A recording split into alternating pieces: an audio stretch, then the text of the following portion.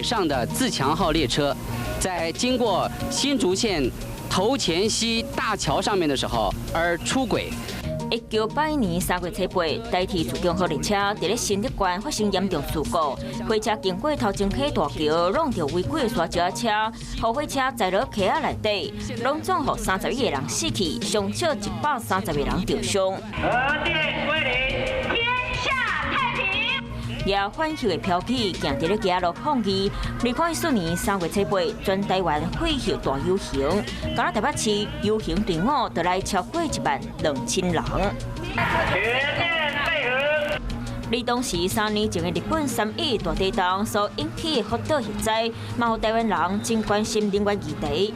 游行的民众唔惊风雨，嘛有父母带厝内囡仔同齐做来抗议，希望后一代莫去拄到核灾问题。